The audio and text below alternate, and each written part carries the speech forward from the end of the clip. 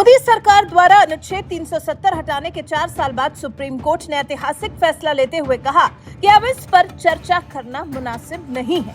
Supreme court की 5 सदस्यीय bench ने अपने फैसले में कहा कि 5 अगस्त 2019 को केंद्र सरकार ने जो फैसला लिया था वो सही था और यही बरकरार रहेगा। यानी अनुच्छेद 370 को निरस्त करने को चुनौती देने वाली याचिकाओं को सुप्रीम कोर्ट ने खारिज कर दिया है। अब इस पर देश के प्रधानमंत्री और उत्तर प्रदेश के मुख्यमंत्री योगी आदित्यनाथ की पहली प्रतिक्रिया सामने आई है। इस पर सबसे पहले तो पीएम मोदी ने सोशल मीडिया प्लेटफॉर्म एक्स पर लंबा चौड़ा पोस्ट किया है। पीएम मोदी ने ट्वीट करते हुए लिखा है, अनुच्छेद 370 को निरस्त करने पर आज का सुप्रीम कोर्ट का फैसला ऐतिहासिक है और 5 अगस्त 2019 को भारत की संसद द्वारा लिए गए फैसले को संवैधानिक रूप से बरकरार रखता है।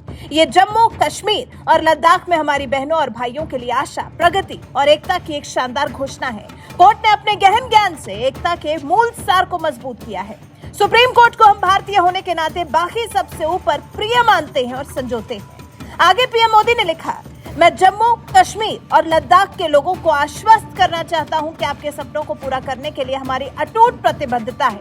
हम ये सुनिश्चित करने के लिए प्रतिबद्ध हैं कि प्रगति का लाभ न केवल आप तक पहुंचे बल्कि इसका लाभ हमारे समाज के सबसे कमजोर और हाशिए पर रहने वाले वर्गों तक भी पहुंचे, जिन्हें अनुच्छेद 370 के कारण नुकसान उठाना पड़ा। आज का फैसला सिर्फ कानूनी फैसला नहीं है, ये आशा की किरण है, उज्जवल भविष्य का वादा है और एक मजबूत, अधिक एकजुट भारत के निर्माण के हमारे सामूहिक संकल्प का प्रमाण। वहीं उत्तर प्रदेश के मुख्यमंत्री योगी आदित्यनाथ ने ट्वीट करते हुए लिखा, माननीय उच्चतम न्यायालय द्वारा धारा 370 और 35A के संबंध में दिया गया निर्णय अभिनंदनीय है। ये एक भारत श्रेष्ठ भारत की भावना को मजबूती प्रदान करने वाला है। राष्ट्र प्रथम की भावना के साथ आदरणीय प्रधानमंत्री श्री नरेंद्र मोदी जी के नेतृत्व में जम्मू कश्मीर को देश की मुख्य धारा से जोड़ने वाले ऐतिहासिक कार्य के लिए 25 करोड़ प्रदेशवासियों की ओर से उनका पुनः हार्दिक आभार। निश्चित रूप से प्रधानमंत्री जी के यशस्वी नेतृत्व में जम्मू कश्मीर तथा लद्दाख क्षेत्र सुशासन, विकास और समृद्धि के नए मापदंड स्थापित करेंगे। जय हिंद।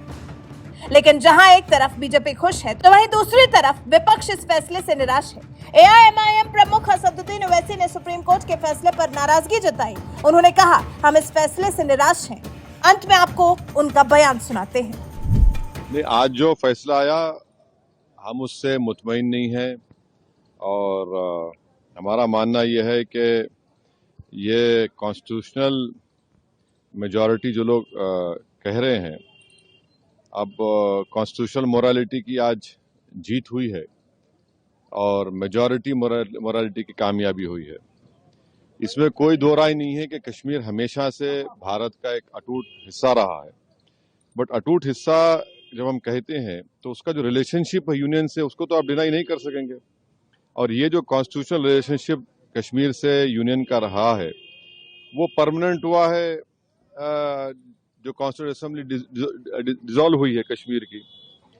और दूसरी बात यह है कि किसी एक सेमिनार में चीफ जस्टिस ऑफ इंडिया ने कहा है, मैं अंग्रेजी में पढ़ देता हूं, कि public deliberation will always be a threat to those who achieve power in his absence. अब क्वेश्चन ये है कि जब आप एब्रोगेट कर रहे हैं स्पेशल स्टेटस, पूरे स्टेट को कर्फ्यू में लगाकर 356 लगा दिया आपने, इलेक्टेड असेंबली नहीं है, तो फिर कश्मीर में डेलिब्रेट किसने किया बताइए हमको, किसने क्या डेलिब्रेट किया? और बोम्बई में फेडरलिज्म को कहा गया कि बेसिक स्ट्रक्चर का हिस्सा है। फेडरलिज्म के माने ये है कि स्टेट की एक आवाज है, उसका एरिया ऑफ कॉम्पिटेंस है, उसको कंप्लीट फ्रीडम ऑपरेट करने का। अब पार्लियामेंट कैसा बोलेगा असेंबली के लिए? और पार्लियामेंट और कैसे पार्लियामेंट एक रेजोल्यूशन पास करेगा जो असेंबली को पास करना था? तो मेरे नजर में 370 को जो एब्रोगेट किया गया है ये वायलेशन है कॉन्स्टिट्यूशनल मोरालिटी का।